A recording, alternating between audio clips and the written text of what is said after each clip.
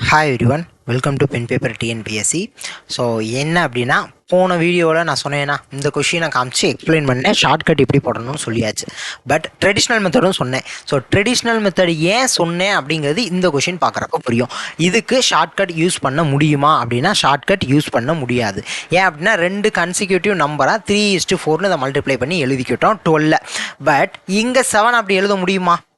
7 ஏதாவது 2 consecutive number வச்சு multiply பண்ணி எழுத முடியுமானா எழுத முடியாது. அப்போ நமக்கு ட்ரெடிஷ்னல் மெத்தட் தேவை. அப்போ நம்ம எப்படி எடுத்துக்குவோம்?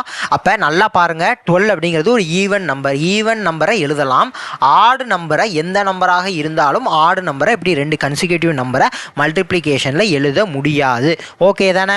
அப்போ ஆடு நம்பருக்கு என்ன செய்யணும்? எப்பயும் போல் இதை நான் எக்ஸுன்னு எடுத்துக்குவேன். அதுக்கு அடுத்த ஸ்டெப்பில் ஸ்கொயர் பண்ணுவேன். ஸ்கொயர் பண்ணால் எனக்கு இங்கே 7 + எக்ஸுன்னு கிடைக்கும். இங்கே எக்ஸ் ஸ்கொயர்னு இருக்கும். ஸோ டக்குன்னு சால்வ் பண்ணுறேன். X square. ஸோ கொஞ்சம் புரியல அப்படின்னா இந்த வீடியோ பார்த்துட்டு வாங்க, நல்லா புரியும். ஸோ அப்போ எக்ஸ் ஸ்கொயர் - எக்ஸ் - 7 = 0. இது ஒரு குவாட்ரட்டிக் ஈக்குவேஷன். ஸோ இதை என்னால் இது எப்பயும் போல் நம்ம மல்டிபிகேஷன் அடிஷன் பண்ணி இது பண்ணுற மாதிரி நம்மளால் பண்ண முடியாது. ஸோ ஃபார்முலாவே யூஸ் பண்ணிக்கிறேன். ஓகேவா? ஃபார்முலா நமக்கு என்னன்னு தெரியும். ஸோ எக்ஸ் = ஸோ ஃபார்முலா எழுதிக்கவா. So formula x = -b ± square root of b square - 4ac divided by என்ன வரும்? 2a வரும். ஓகேவா?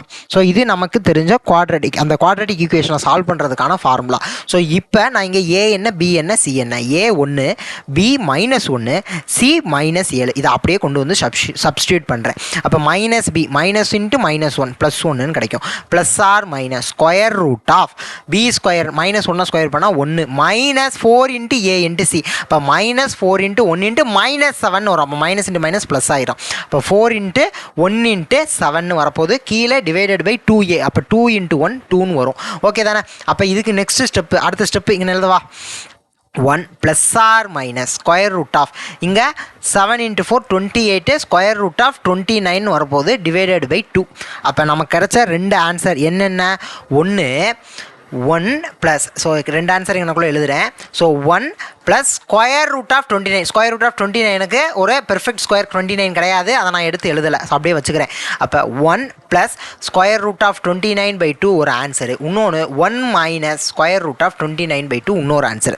அப்போ 2 ஆன்சர் வந்திருக்கா? எனக்கு 2 ஆன்சர் வந்திருக்கு. ஸோ இப்போ நான் என்ன செய்கிறேன்? இப்போ ஸ்கொயர் ரூட் ஆஃப் 29 அதனுடைய வேல்யூ என்னது அப்படின்னு நம்ம பார்க்கணும். ஸோ சும்மா கெஸ் மட்டும் பண்ணால் போதும். அப்போ இங்கே ஸ்கொயர் ரூட் ஆஃப் 5 25 வரும். இப்போ ஸ்கொயர் ரூட் ஆஃப் 25 5 வரும். ஸ்கொயர் ரூட் ஆஃப் 25 5 வரும். அப்போ 5 பாயிண்ட் சம்திங்கில் தான் எனக்கு ஆன்சர் கிடைக்க போகுது. ஏன்னா ஸ்கொயர் ரூட் ஆஃப் 6, அதாவது ஸ்கொயர் ரூட் ஆஃப் 36 6. அப்போ 25க்கும் 36க்கும் நடுவில் 29 இருக்குது. அப்போ 5க்கும் 6க்கும் நடுவில் தான் வரப்போகுது. அப்போ 5 பாயிண்ட் சம்திங்னு இதோட ஆன்சர் வரப்போகுது. அப்போ 1 - 5 பாயிண்ட் சம்திங் அப்படின்னா எனக்கு நெகட்டிவில் ஆன்சர் வருமா? ஆக்சுவலாக இங்கேயும் போன சம்மில் சொன்ன மாதிரி தான். இங்கே ஸ்கொயர் ரூட் ஆஃப் 7 அது ஒரு பாசிட்டிவ் நம்பர், திருப்பி ப்ளஸ் வருது, திருப்பி ஸ்கொயர் ரூட் ஆஃப் 7. அப்போ இப்படியே பண்ணிக்கிட்டே போகிறப்போ ஒரு பாசிட்டிவ் நம்பர், திருப்பி ப்ளஸ், திருப்பி ஒரு பாசிட்டிவ் நம்பர், திருப்பி ப்ளஸ். ஸோ அப்படி பண்ணுறப்ப எனக்கு கண்டிப்பாக ஆன்சர் பாசிட்டிவாக தான் வரும். நெகட்டிவாக வர்றதுக்கு சான்ஸ் இல்லை. அதனால் நான் இந்த ஆப்ஷனை எடுத்து விட்டுறேன். இப்போ எனக்கான ஆன்சர் 1 + ஸ்கொயர் ரூட் ஆஃப் 29/2 அப்படிங்கிறது தான் என்னுடைய ஆன்சர். ஸோ நான் ட்ரெடிஷ்னல் மெத்தட் ஏன் சொல்லிக் கொடுத்தேன் அப்படிங்கிறதுக்கான காரணம் இதுதான்.